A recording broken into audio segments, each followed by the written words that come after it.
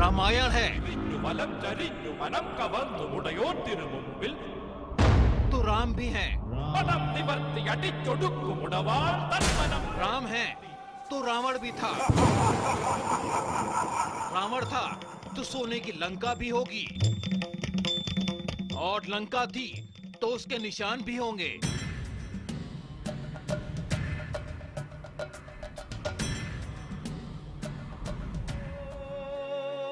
किस्से कहानियों में रामायण की जिन कथाओं का जिक्र सदियों से होता आया है, क्या उन कथाओं की जीती जागती तस्वीरें आज भी धरती के किसी कोने में छिपी हैं? द्रवहु सुदशरथ अजर बिहारी, राम सिया राम जय जय राम। हमने उन कहानियों की कड़ियों को जोड़ना शुरू किया जिनकी शुरुआत करीब 5,500 साल पहले अयोध्या से हुई थी। तमाम तर्कशास्त्री, भाषा वैज्ञानिक, लोक कथाओं, लोक परंपराओं को मानने वाले ये कहते हैं, बल्कि ये मानते हैं कि राम कथा सिर्फ कथा भर नहीं है, वो एक सत्य है।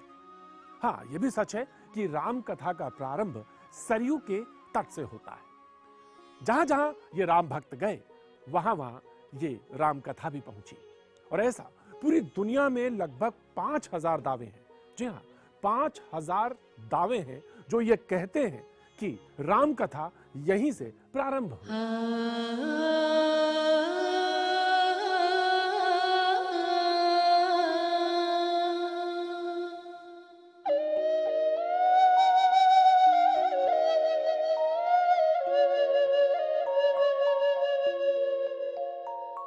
रूस का एक रहस्यमयी शहर काल्मिक, जहां रामायण से जुड़ी कई पांडुलिपियां पाई गईं।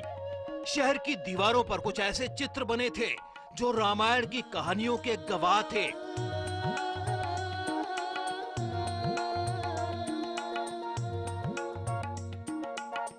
आप यकीन नहीं करेंगे, लेकिन रूस के इस शहर में भी रामलीला का मंचन होता है और रामायण के कई किरदारों की पूजा की जाती है। रूस यानी रशिया में राम कथा की मौजूदगी बेहद हैरान करने वाली थी। तो रूस के साथ साथ चीन में भी राम कथा का एक अनुपम संसार मौजूद है। दुनहुआंग, उत्तरी चीन का एक छोटा सा शहर। इस रेगिस्तान में भी राम कथाओं के कई राज छिपे हुए हैं। शहर की कुछ गुफाओं में बरसों पहले कुछ पांडुलिपियां मिली। 1927 में अमेरिकी वैज्ञानिक चार्ल्स रॉकवेल ने उन लिपियों को समझा और ये दावा किया कि उनमें भगवान राम की कहानियों को दर्शाया गया है। इतना ही नहीं, चीन में बौद्ध धर्म से जुड़ी जातक कथाओं के कई किस्से रामायण की कहानियों से मिलते जुलते हैं।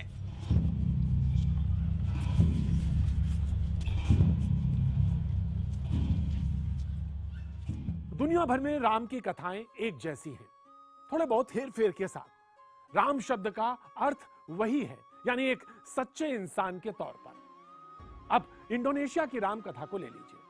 उनका अपना एक दावा है और वो अपने दावे को 100% सच मानते हैं। इंडोनेशिया में 9वीं शताब्दी के ऐसे हजारों मंदिर मौजूद हैं जहां राम कथाएं आज भी दीवारों पर जिंदा हैं। इंडोनेशियाई रामायण में तो ये दावा भी किया जाता है कि रावण की लंका जावा में थी।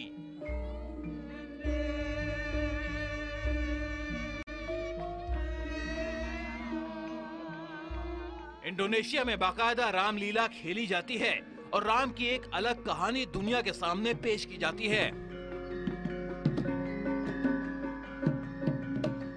जैसा कि मैंने आपसे पहले भी कहा, और ऐसा हुआ भी होगा, जहां जहां ये राम भक्त पहुंचे, वहां वहां ये राम कथाएं भी पहुंच गईं। लेकिन दुनिया में एक ऐसा मुल्क है जो सीधे इस रामायण से जुड़ता है, जहां की लोक कला, लोक संस्कृति, लोक व्यवहार बहुत कुछ रामायण से मेल खाती है। रावण की लंका, जैसे आज बहुत सारे लोग श्रीलंका से जोड़ते हैं, और ऐसा हमने पाया भी। ऐसी पिछली कई यात्रा जो हमने श्रीलंका की, उसमें वहां की संस्कृति, लोक व्यवहार, लोक संस्कृति में ऐसे बहुत सारे तत्व मिले जो रामायण से सीधे जुड़ते हैं। लेकिन ऐसा कुछ था जो पीछे छूट गया, जिसे मैं लगातार परस्यू कर रहा था, जिसे मैं लगातार पड़ताल कर रहा था, और जब वो मिला तो बेहद चौंकाने वाला था, रोमांच पैदा करने वाला था। श्री राम जय जय राम।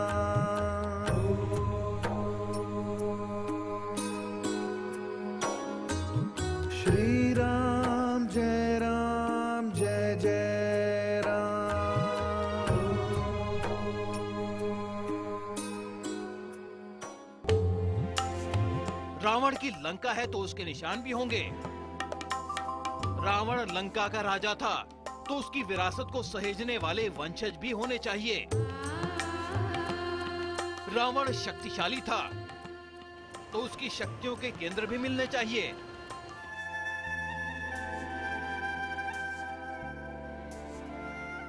लंका में रामायण की करीब 1 महीने लंबी पड़ताल की गई।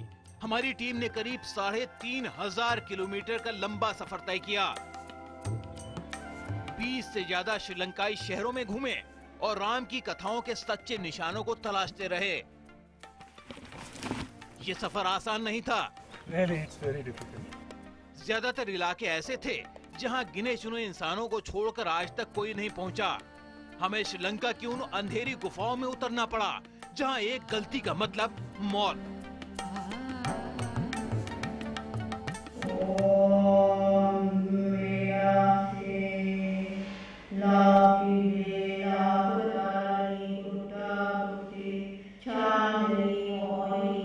श्रीलंका में हमें जानकारियां मिली रामायण से जुड़े एक बहुत बड़े किरदार की। एक ऐसा किरदार जो रामायण के युद्ध की असली वजह बना।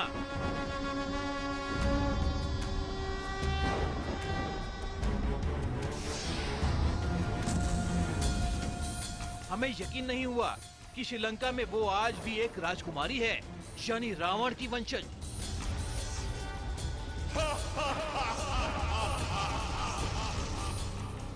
जिसका दावा है कि रामायण युद्ध के सदियों बरस बाद भी वो जिंदा है, उन्हीं चमत्कारी शक्तियों के साथ जो रावण को हासिल हुई थीं।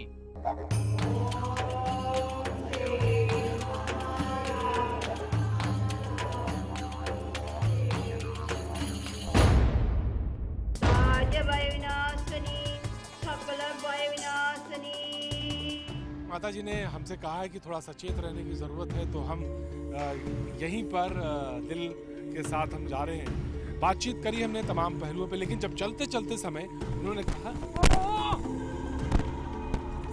What is this? Please. Avoid. No, it's okay. Come on, stop it. Stop it. Ram जय जय राम।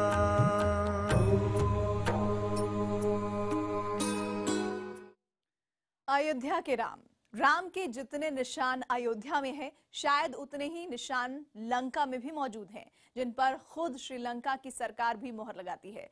श्रीलंका में माना जाता है कि रावण का पुष्पक विमान आज भी है। वहां के जंगलों में आज भी रावण का शरीर सुरक्षित है। लेकिन सबसे बड़ा और सबसे हैरत अंगेज दावा था रावण की राजकुमारी का, यानी शूर्पणखा का।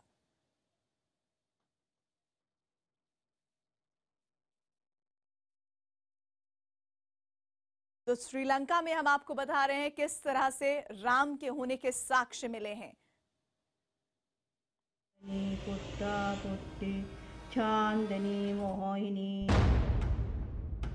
लंका की वो राजकुमारी जो आज भी जिंदा है, रामायण युद्ध के हजारों बरस बाद भी। ओम श्री महारावण, जो दावा करती है उन शक्तियों का जो 5,500 साल पहले रावण को हासिल थीं।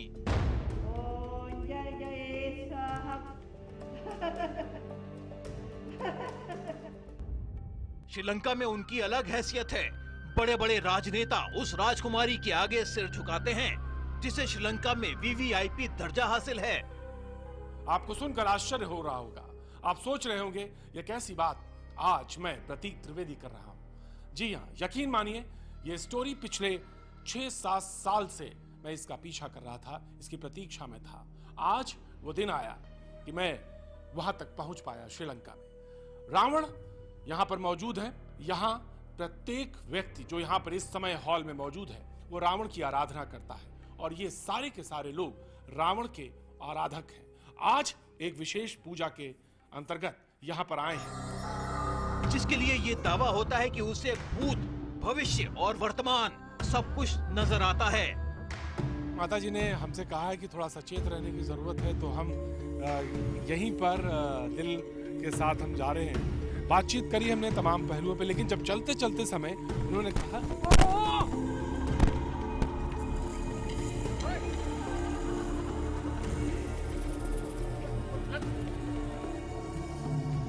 उसकी कुछ भविष्यवाणियां हमारे लिए भी सच साबित हो गईं।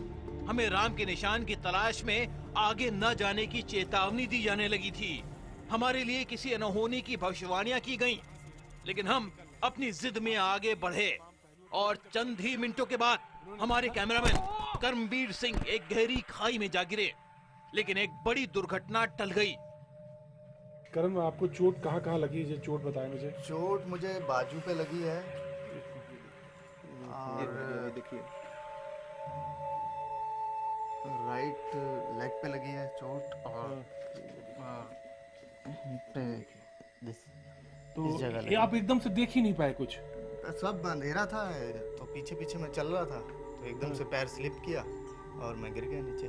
मुझे पता भी नहीं लगा। मैं तो मैं थोड़ी देर बाद जी, तो एक बार ये बात जब हुई थी तो आपके दिमाग में क्या कोई बात आई थी कि जब माता जी ने कहा था कि ऐसा कि होशियार रहना, सजग रहना? हाँ, कुछ इस तरह से आया था दिमाग में। जब मेरे को होश आया तो थोड़ा मैं डरा भी उस टाइम।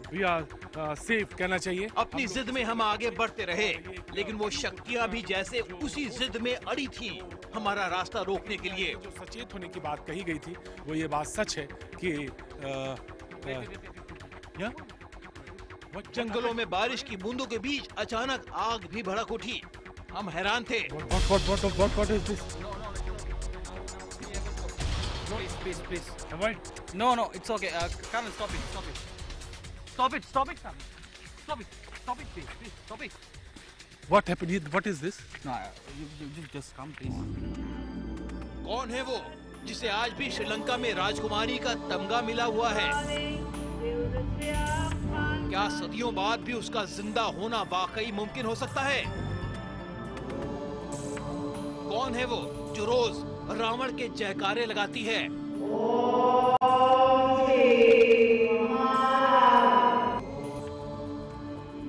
आप पहली बार देखेंगे उसके चेहरे को, पहली बार सुनेंगे उसके अजूबे से दावे को।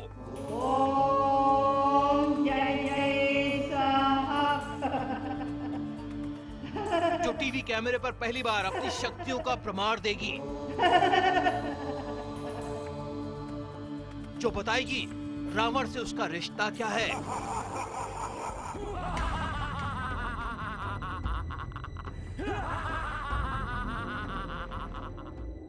हम रावण की धरती पर थे और कई सवाल पहेली बनकर हमारे सामने खड़े थे। क्या रावण की लंका भी यही थी? क्या लंका उतनी ही सुनहरी थी? क्या वाकई सोने की बनी थी जैसी रामायण में बताई गई? क्या इसी लंका में महाबली हनुमान ने अपनी पूंछ से हाहाकार मचाया था? क्या यहीं कहीं रावण ने सीता को कैद कर रखा था? इन सवालों के जवाब की तलाश में हमारा पहला पड़ाव था श्रीलंका की राजधानी कोलंबो से करीब 200 किलोमीटर दूर एक छोटा सा शहर रागल्ला। आज के दौर में ये शहर टी गार्डन यानी चाय के बागान के लिए मशहूर है, लेकिन इसी खूबसूरत वादी में रावण से जुड़े बहुत सारे रहस्य आज भी जिंदा हैं। ये सिर्फ कही सुनी बातें नहीं हैं, बल्कि खुद श्रीलंका सरकार के दस्तावेज भी इस बात की गवाही देते हैं। Ravana is the king of, he was the king of Sri Lanka. Still there was an organization called Ravana Balaya in Sri Lanka. Still they are having his name here. इलाके के लोग किसी बाहरी शख्स को यहाँ आने की इजाजत नहीं देते, लेकिन हमारे लिए रावण के रहस्य को तलाशने का ये इकलौता जरिया था। हमें बताया गया कि जिस जगह पर आज ये छोटी छोटी बस्तियां हैं, कभी इसी जगह पर रावण का आलीशान महल था और ये दावा किया जाता है कि आज भी रावण का खजाना इन्हीं गुफाओं में कहीं छिपा है। इलाके के लोगों को आज भी इन जंगलों की मिट्टी में सोने के आभूषण और जवाहरात मिल जाते हैं।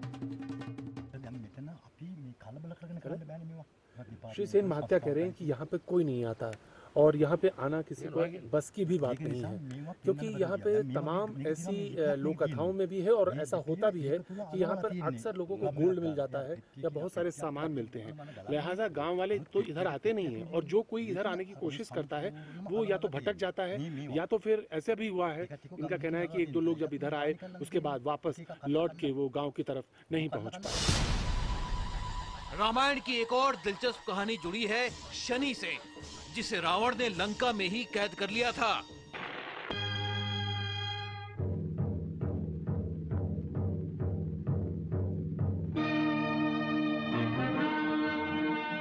कौन है आप महाशय? मुंह खोलिए, कुछ बोलिए। कौन है आप? सूर्यपुत्र शनि। शनि देवता? कहते हैं रामायण की कथाओं में मौजूद वो जगह आज भी श्रीलंका में मौजूद है, जहां महाबली हनुमान ने शनि देव को रावण के चंगुल से छुड़ाया। जग में साचो तेरो नाम। रावण ने शनि को यहीं पर कैद करके रखा हुआ था।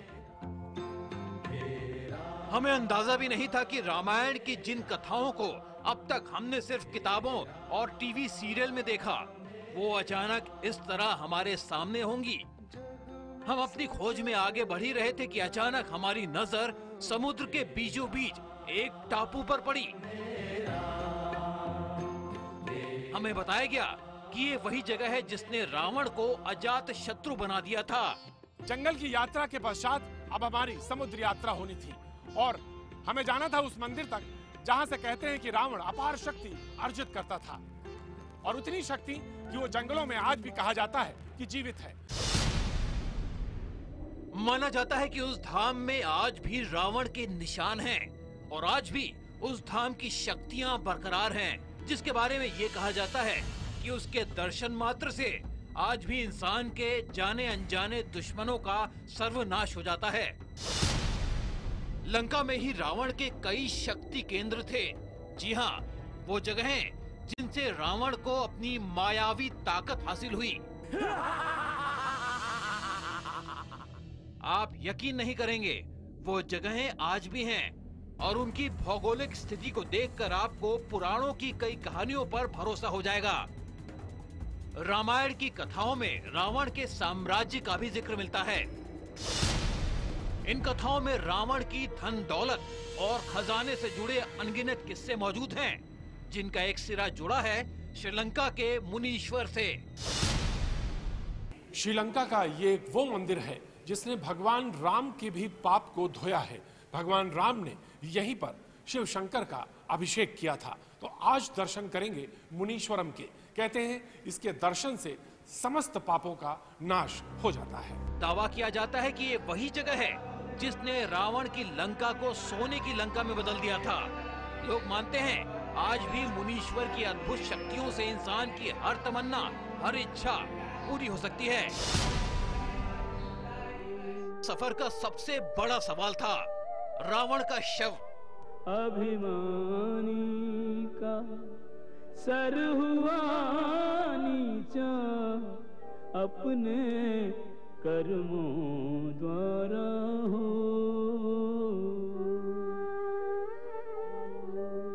रामायण की कथा के मुताबिक युद्ध के बाद ब्राह्मण रीति रिवाजों से रावण का अंतिम संस्कार किया गया था।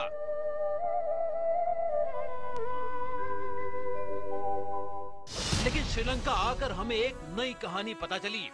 हमें बताया गया कि नाग जाति के लोगों ने रावण के शरीर पर कुछ जड़ी बूटियों का लेप लगाकर उसे सुरक्षित रख लिया था। रावण के शरीर को कुछ गहरी गुफाओं में छिपा कर रखा गया था। उन्हें भरोसा था कि अगर संजीवनी बूटी की बदौलत लक्ष्मण दोबारा जीवित हो सकते हैं, तो उन्हीं जड़ी बूटियों के साथ रावण को भी दोबारा जिंदा किया जा सकता है। मेरे ठीक पीछे जो पर्वत शिखर दिख रहा है, हमको इसी के पार जाना है।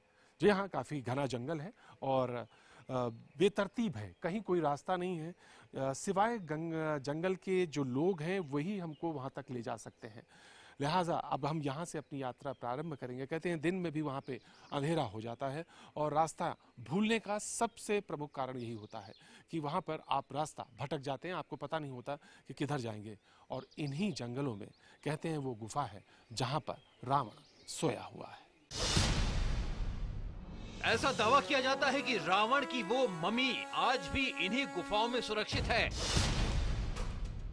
एक ऐसी गुफा जहां जाना किसी इंसान के लिए मौत को दावत देने जैसा है। There is a believeness on that.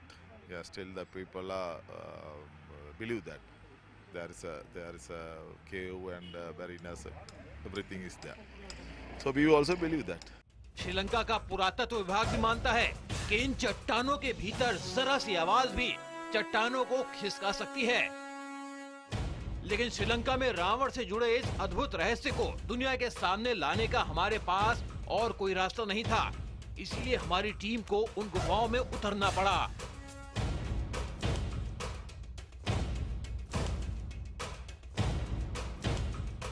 और श्री सेन महत्या हमको उस गुफा के एकदम मुहाने पर ले आए हैं जहाँ कहते हैं कि रावण अभी भी जिंदा है, यानी रावण यह कहीं गहराइयों में सो रहा है। हम आपको दिखाएंगे आखिर उन गुफाओं में रावण की मम्मी के दावे क्यों किए जाते हैं। क्या वाकई उन गुफाओं में वो ताबूत मौजूद है? अगर हाँ, तो क्या वाकई रावण आज भी उसी ताबूत में गहरी नींद में सो रहा है? हमारा सफर जारी था और रावण से जुड़ी तमाम कहानियां हमारी हमसफर बनती रहीं। हमें रावण का वो एयरपोर्ट भी नजर आया जहां लंकापति का पुष्पक विमान खड़ा होने की बातें की जाती हैं। रावण की मम्मी के बाद अब हम जहां पहुंचे हैं उसे भंडार विले कहते हैं। अगर एरियल व्यू लें तो सिर्फ 12 किलोमीटर की दूरी, लेकिन सड़क के रास्ते पहुंचने में लगभग 60-70 किलोमीटर लगता है। लेकिन रावण यहाँ तक कैसे पहुंचता था? रावण एक जगह से दूसरी जगह कैसे जाता था? उसका पुष्पक विमान कहाँ खड़ा होता था? ये तमाम सवाल थे और जो कि सवाल मैंने यहाँ पर किए। लोगों ने कहा कि वो जगह भी है और जी हाँ, श्रीलंका के टूरिज्म मैप में ये जगह बाकायदा दर्ज है रावण केव के नाम से। तो आइए चलते हैं और देखते हैं वो गुफा जहां रावण का पुष्पक विमान सीधे लैंड करता है। इससे जुड़े कई चौंकाने वाले रहस्य आज भी उन गुफाओं में छिपे हैं। हमें वो वाटरफॉल यानी झरना भी मिला जिसका जिक्र हूबहू रामायण में है।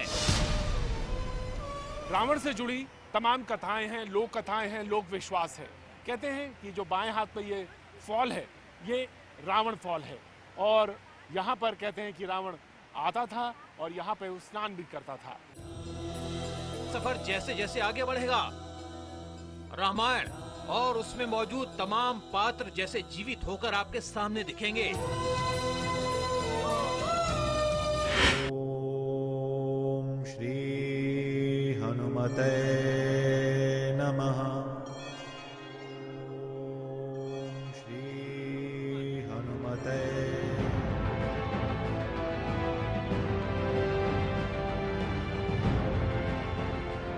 प्रभु राम ने कहा, लंका वासियों, मैं जा अवश्य रहा हूं, लेकिन मेरी भक्ति के सर्वोत्तम उदाहरण वीर हनुमान यहां सदैव निवास करेंगे। श्री राम जय जय राम। श्री राम जय जय राम। आप देख रहे हैं अयोध्या के राम। रामचरितमानस में लिखा है कि जहां राम है वहां हनुमान भी हैं। श्रीलंका में हमें महाबली हनुमान से जुड़ी कुछ ऐसी कहानियां मिली जिनके बारे में अब तक हम और आप शायद कुछ नहीं जानते थे। आप यकीन नहीं करेंगे कि श्रीलंका में एक शख्स को महाबली हनुमान का रूप माना जाता है और अपनी इस सीरीज में हम पहली बार श्रीलंका के हनुमान को दुनिया के सामने लेकर आए हैं।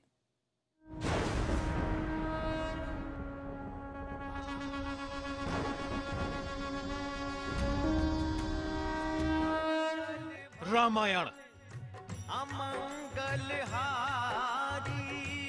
राम के धर्म की रामायण,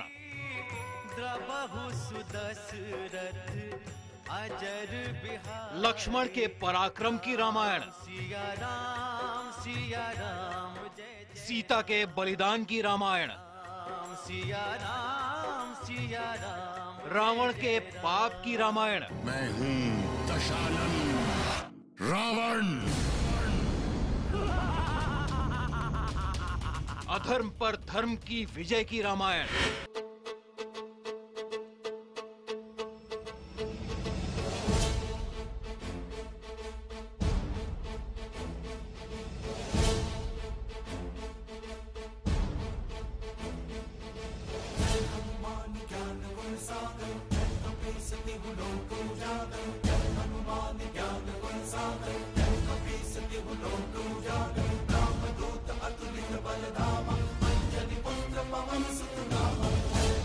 हम सोच रहे थे महाबली हनुमान की जिन कथाओं को सुनकर हम श्रीलंका आए हैं, क्या वो हूबहू वैसी ही हैं जैसी बताई गई?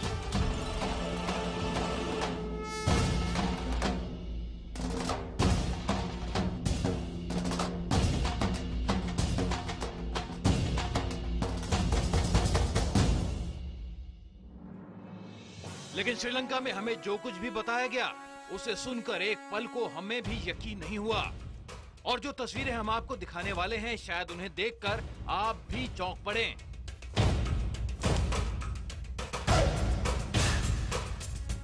श्रीलंका में हनुमान के निशानों की खोज में हमारा पहला पड़ाव था कोलंबो से करीब 160 किलोमीटर दूर एक अद्भुत जगह रामबोडा।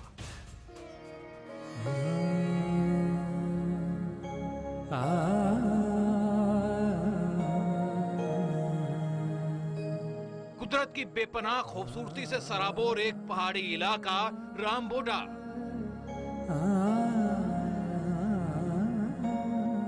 हमें बताया गया कि राम की सेना ने श्रीलंका आने पर इसी जगह पर डेरा डाला था, शायद इसीलिए इसका नाम रामबोडा पड़ा। श्रीलंका के लोगों के मुताबिक इन पहाड़ियों के उस पार मौजूद थी रावण की विशाल सेना। ओम श्री हनुमते नमः। लेकिन जरा गौर कीजिए पहाड़ की उन चोटियों पर। इन्हें दूर से देखने पे लगता है जैसे साक्षात हनुमान विराजमान हैं। करीब 3.5 किलोमीटर लंबे Hanuman.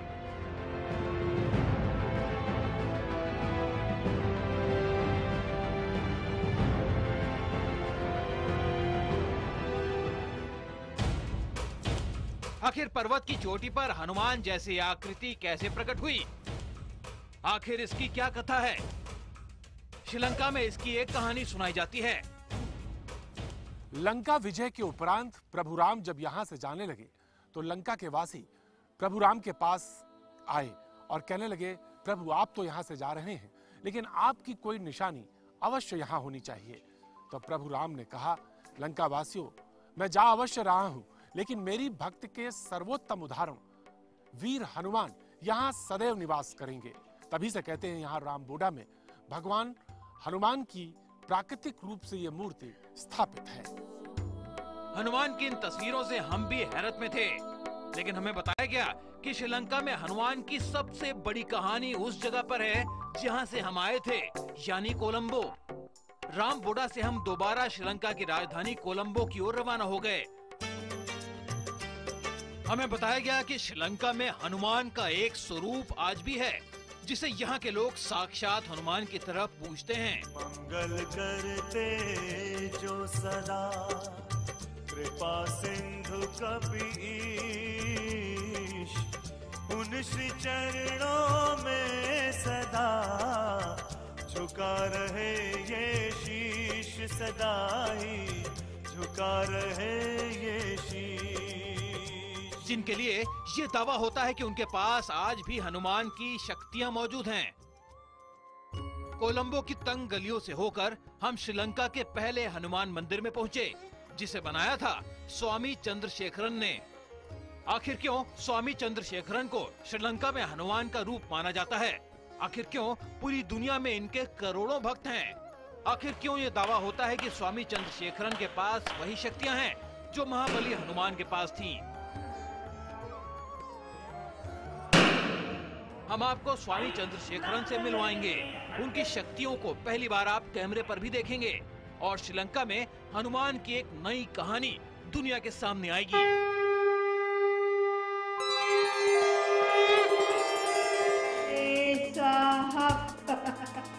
Want to meet Shupnakha ji. Go. ये स्टोरी पिछले 6-7 साल से मैं इसका पीछा कर रहा था, इसकी प्रतीक्षा में था। He said, I am King Ravan का बहन जी। माता जी ने हमसे कहा है कि थोड़ा सचेत रहने की जरूरत है, तो हम यहीं पर दिल के साथ हम जा रहे हैं। बातचीत करी हमने तमाम पहलुओं पे, लेकिन जब चलते चलते समय उन्होंने कहा